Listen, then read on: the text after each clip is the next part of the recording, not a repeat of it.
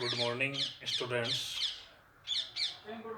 एक बार फिर ज्ञान व्यास सीनियर सेकेंडरी स्कूल किन्सरिया की ऑनलाइन क्लासेज में आप सभी का हार्दिक स्वागत है। ज्ञान व्यास आर्ट्स फैकल्टी की तरफ से आप सभी स्टूडेंट्स के अभिभावकों को भी नमस्कार। स्टूडेंट्स, अपन अध्ययन कर रहे थे ज्योग्राफी के बारे में, भूगोल के बारे में। कल अपन ने भूगोल के बारे में जाना। भूगोल या ज्योग्राफी ग्रीक भाषा का शब्द या यूनानी भाषा का शब्द है जो जियोधन ग्राफिया दो शब्दों से मिलकर बना है, जिसका शाब्दिक अर्थ निकलता है पृथ्वी का वर्णन करना, यानी विस्तृत रूप से पृथ्वी के बारे में जानकारी प्राप्त करना। कल अपन ने अध्ययन किया था कि भूगोल की दो शाखाएं होती है, जिनमें से एक शाखा का अध्ययन अपन ने 11वीं क्लास में किया, भौतिक भूगोल। और भूगोल की जो दूसरी शाखा है 10+2 के अंदर अपन अध्ययन करते हैं मानव भूगोल, ह्यूमन ज्योग्राफी। मानव भूगोल के तहत अपन ने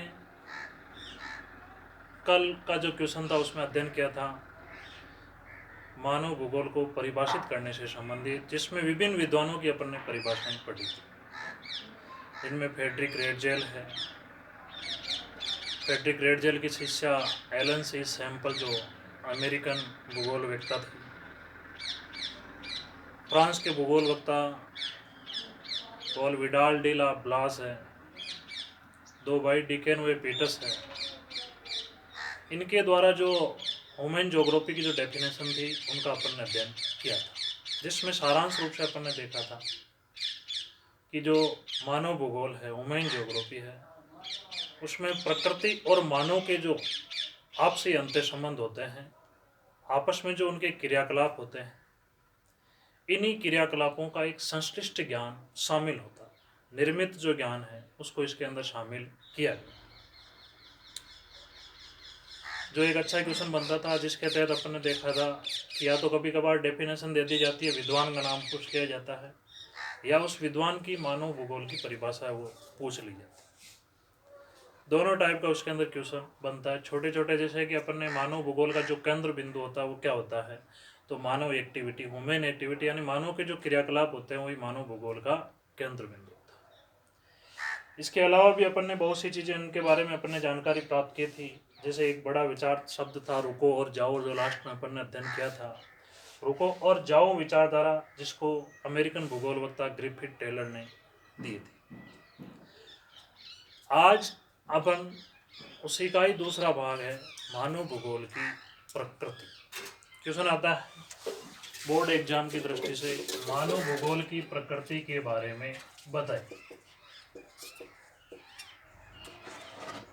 छोटा क्वेश्चन आता है, मानव भूगोल की प्रकृति के बारे में बताइए।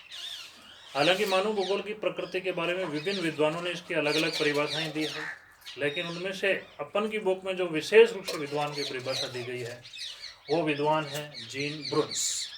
जीन ब्रुन्स ने मानव भूगोल की प्रकृति को किस प्रकार से परिभाषित किया है या उसका सारांश किस प्रकार से निकाला, तो देखिए ये प्रसिद्ध भूगोलवेत्ता जीन ब्रुन्स के अनुसार जिस प्रकार अर्थशास्त्र का संबंध कीमतों से होता है, अर्थशास्त्र इकोनॉमी के अंदर अपन किसके बारे में जानकारी प्राप्त करते हैं, कीमतों के बारे में जानकारी प्राप्त करते हैं कि किस वस्तु की कीमत किस प्रकार से निर्धारित होती है, कैसे वो बाजार तक पहुंचती है, उसमें किस प्रकार से उसका क्रय विक्रय, सारी चीज़ें, टैक्स वगैरह किस प्रकार से जुड़े हुए होते हैं, ये सारी की सारी जानकारी अपन इकोनॉमी अर्थशास्त्र के अंदर अध्ययन करते हैं।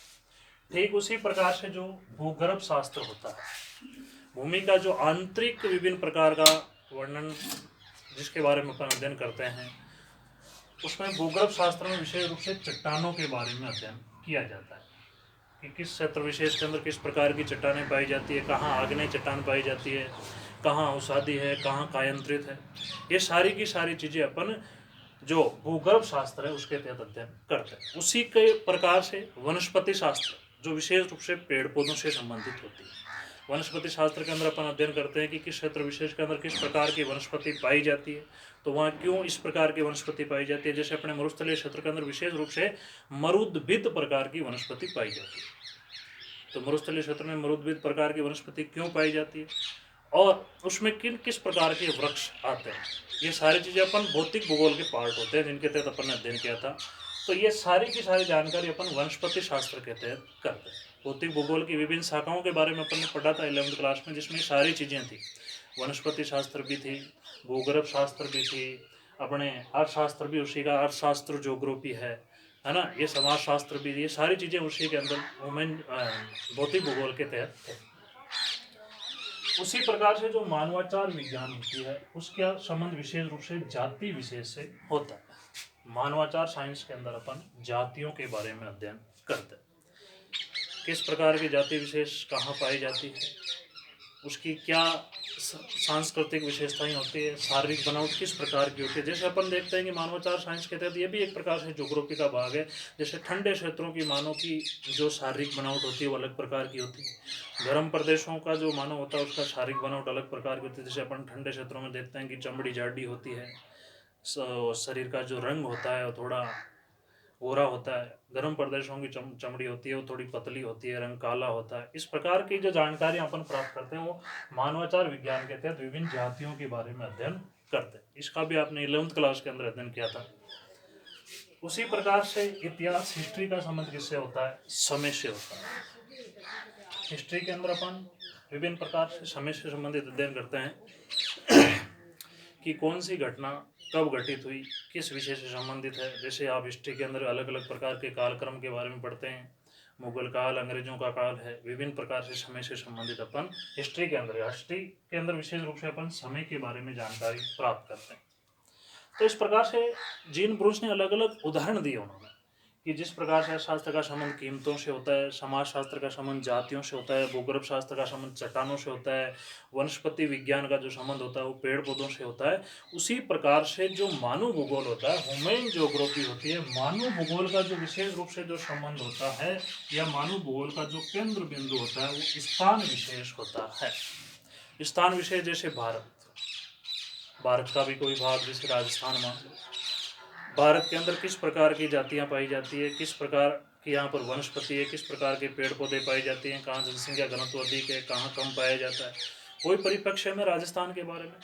तो ह्यूमन ज्योग्राफी में किसी स्थान विशेष का अध्ययन किया जाता है। जैसे मरुस्थलीय क्षेत्र में किस प्रकार की मिट्टी पाई जाती है, वहाँ जल कम क्यों पाया जाता है, वहाँ की जलवायु कैसी होती है मरुस्थलीय क्षेत्र की, वनस्पति किस प्रकार की पाई जाती है, ये उस मरुस्थल क्षेत्र के स्थान विशेष के बारे में अध्ययन किया जाता है। तो कहने का मतलब मानव भूगोल की प्रकृति में जो उसका मुख्य बिंदु होता है, केंद्र बिंदु होता है, वो स्थान होता है और स्थान और समय के संदर्भ में उसके तहत अध्ययन किया जाता है। और इसके अंदर विशेष रूप से 2 प्रकार के प्रश्नों का उत्तर दिया जाता है, जिसमें कहाँ, वे, क्यों जैसे प्रश्नों का उत्तर दिया जाता है। जैसे मानव का विकास सबसे पहले कहाँ हुआ, मानव का उद्भव सबसे पहले कहाँ हुआ। जैसे सबसे प्राचीन जाति जो आर्य जाति, ये सबसे पहले कहाँ विकसित हुई, कहाँ इसका उद्भव हुआ। और इसके साथ साथ में क्यों, किसी क्षेत्र विशेष के अंदर ही मानव जाति का उद्भव क्यों हुआ।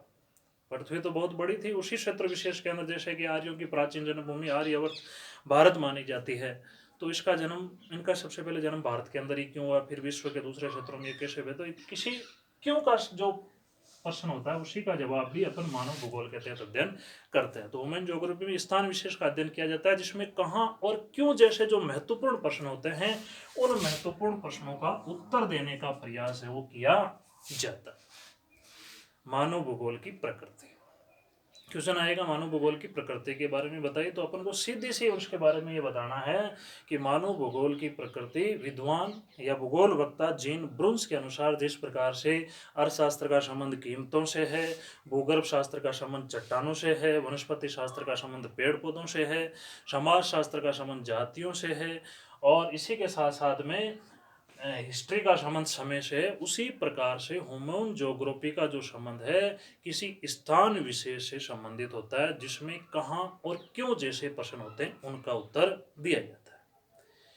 इनके साथ साथ में अपन देखते हैं कि पृथ्वी पर जो भी मानव निर्मित दृश्य दिखाई देते हैं, मनुष्य के द्वारा जितने भी दृश्य बनाए जाते हैं, चाहे मनुष्य के आवास हो, चाहे मनुष्य का परिवहन तंत्र हो, चाहे मनुष्य के बंदरगाह हो, या मनुष्य के अन्य प्रकार के विभिन्न प्रकार के चाहे संसाधनों से संबंधित उद्योग धंधे वगैरह, ये सभी चीजें जो मानव निर्मित होती है, मनुष्य के जो प्रकृति के साथ में क्रियाकलाप होते हैं, जो निर्मित दृश्य दिखाई देते हैं, उन सब का संबंध किससे होता है? मानव भूगोल के अंदर होता है। यानी ह्यूमन ज्योग्राफी के अंदर मानव निर्मित जितने भी दृश्य होते हैं, उन सभी दृश्यों का अध्ययन है वो किया जाता है। यह भी मानव भूगोल की प्रकृति का एक हिस्सा है कि मानव भूगोल के अंदर मानव निर्मित जितने भी प्राकृतिक दृश्य होते हैं, उन सभी दृश्यों का अध्ययन किया जाता है। इसी के साथ साथ में पृथ्वी पर मानवीय क्रियाकलाप यानी एक्टिविटी, मनुष्य के द्वारा जितने भी कार्य किए जाते हैं, इन कार्यों का विकास कहाँ, कब हुए, कैसे हुआ, इस प्रकार से 3 प्रकार के प्रश्नों का जवाब भी इसमें दिया जाता है। जैसे मनुष्य ने आग का आविष्कार कहाँ किया, कब किया और कैसे किया। पहिए का आविष्कार कहाँ हुआ, कब हुआ, कैसे हुआ। कागज का आविष्कार कहाँ हुआ, कब हुआ, कैसे हुआ। इस प्रकार के प्रश्नों का जो जवाब दिया जाता है वो ह्यूमन ज्योग्राफी के तहत दिया जाता है, मानव भूगोल के तहत दिया जाता है। आदि प्रश्नों के जो उत्तर देने का प्रयास किसमें किया जाता है? मानव भूगोल के तहत किया जाता है। तो आज का एक छोटा सा क्वेश्चन था अपन का, मानव भूगोल की प्रकृति को बताइए, जिसमें अपन ने जीन ब्रुन्स के द्वारा विभिन्न प्रकार से उसका बखान किया। उसके साथ साथ में अपन ने यह भी जाना कि मानव निर्मित जितने भी दृश्य होते हैं, इन दृश्यों का अध्ययन किसमें किया जाता है? ह्यूमन ज्योग्राफी के तहत किया जाता है। इसके अलावा मानव भूगोल के अंदर अपन ने यह भी जाना कि मानवीय क्रियाकलाप हैं, इन क्रियाकलाप की घटनाएं कहाँ घटित हुई, कब घटित हुई, कैसे घटित हुई, इन सारी चीज़ों का अध्ययन भी अपन किसमें करते हैं? मानव भूगोल के तहत करते हैं। इस प्रकार से मानव भूगोल की प्रकृति का एक क्वेश्चन आज अपन के कंप्लीट होता है। इस प्रकार से आज तक 2 लेक्चरों के अंदर अपन ने अध्ययन किया था। कल अपन ने मानव भूगोल के बारे में जाना, मानव भूगोल की डेफिनेशन विभिन्न विद्वानों के द्वारा दी गई परिभाषाओं के बारे में जाना था। कई प्रकार के उसमें सिद्धांत भी पढ़े थे। 3 प्रकार के सिद्धांत विशेष रूप से अपन ने अध्ययन किया था। एक निश्चयवाद था, दूसरा संभववाद था और तीसरा नव निश्चयवाद, जिसे रुको व जाओ के नाम से भी पुकारा जाता है। रुको और जाओ सिद्धांत किसने दिया था? ग्रिफिथ टेलर ने दिया था। इसी प्रकार से जो प्रथम 2 सिद्धांत थे, जो नव निश्चयवाद के अलावा जो 2 सिद्धांत थे, एक तो जिसको निश्चयवाद या संभववाद, दोनों जो सिद्धांत थे, निश्चयवाद के तहत 2 विद्वान थे, ग्रिफिथ टेलर और ग्रिफिथ टेलर के एलन सी सैंपल। और इसी प्रकार से संभववाद की नींव रखी थी पॉल विडाल डी ला ब्लास ने। तो ये सारी चीजें अपन ने आज तक 2 प्रकार के। तो आज का अपन का जो क्वेश्चन बनता है वो ये बनता है कि मानव भूगोल की प्रकृति के बारे में बताइए। इस प्रश्न को आप अपने नोट्स के रूप में और कंप्लीट आपको याद कर लेना। इस प्रकार से 2 प्रकार के क्वेश्चन आज तक अपन के तैयार हो जाते हैं। उम्मीद करता हूँ कि आपको ये अच्छी तरह से समझ में आए होंगे और इनको आप याद करने का भी प्रयास करेंगे। जय हिंद, जय भारत।